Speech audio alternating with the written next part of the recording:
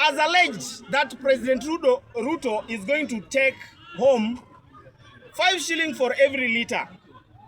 Gachagua, you talk about 5 shillings. Lest you forget that during the hype of the 2022 general election, after you allegedly won the election, you gave an ultimatum to the then president of the central bank, who was your man, I don't know, Ndungu who, together with Kamau Thuge, Njuguna Ndungu. You demanded 1.5 billion, Gachagua, for just buying, I don't know, Marinda for the wife, and also the cars, and also painting your office. And then now you have the audacity to call a press with all the failures. There we have Orengo. Orengo has even forgotten a very critical thing here. At the point Orengo is joining you for the press, he doesn't know that anyone who develops a neighbor's house and leaves his house is already a fraud. So Orengo himself is a fraud. Orengo cannot be joining you for any press concerning anything related to economy. Because in Siaya, the roundabout, even a bicycle cannot even make a turn.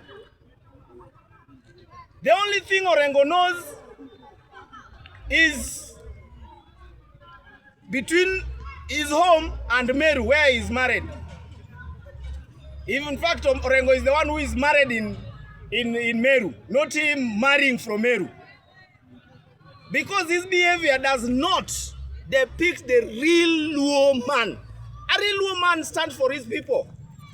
Raila Odinga stood for his people. Orengo is now joining a press to castigate the price surge, which is a global thing. It's a global. So it is very important that we Kenyans, we learn and listen to these narcissists. These narcissists led by Geoffrey Gachagua.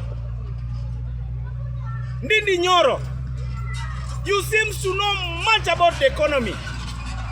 You seem to know much about the economy. You also called a press under your office that you would wish that the public to know that the price surge is due to the failure by the president.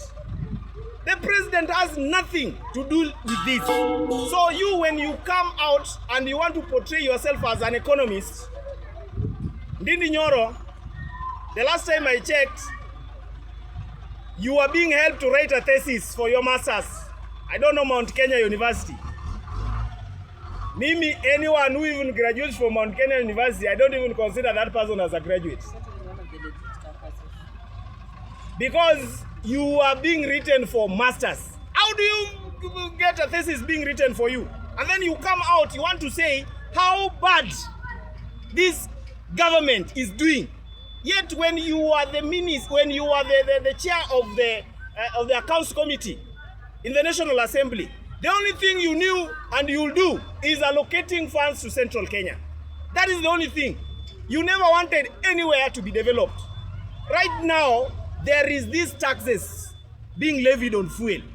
Everywhere you go, roads are being repaired. New roads are being built.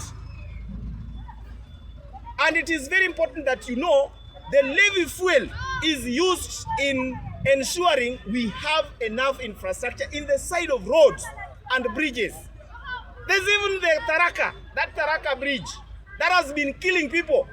It killed people during Kibaki time. It killed people during Uhuru time. Now, Ruto has come as a savior to help the people of Tharaka. The people you normally consider only when you need votes, but not when development is being given out. So, Ndindi Nyoro, you're supposed to be the last man to call even a press to castigate anyone with regard to development. Because you yourself, you are biased, you are a narcissist, you are anti-development. Whoever is only looking for himself is an egocentric. So you are a self-centered individual. So the last man who is supposed to be calling a press to castigate whenever we have anything that relates to economy should not be Ndindi Nyoro. We have Ososi. Ososi from nowhere, boom. And this lady from Kisii called, I don't know, Oruoba. This Oruoba. Oruoba, the only thing we leave you to the butcher men to give you blood so that you can apply in your lips. That is the only thing. Oruoba, you are there, standing. I don't know, looking at Oruoba. Do you even, if given a full scarf, can you write your name from top to bottom without making a mistake? So, Ososi, you got healed 2 days. You are alleging you are being beaten. Today you are in the press where the fuel surge due to the war in Iran, which is not pioneered by even the government we have in Kenya. So the fuel surge and the price surge for the fuel should not be pegged on Ruto.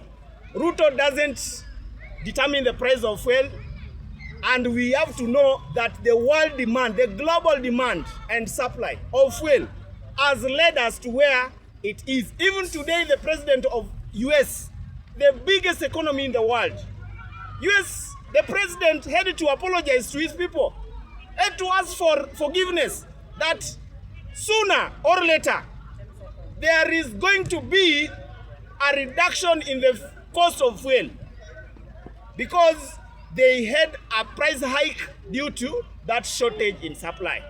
Shenzi kabisa wewe, Gachagua and your team.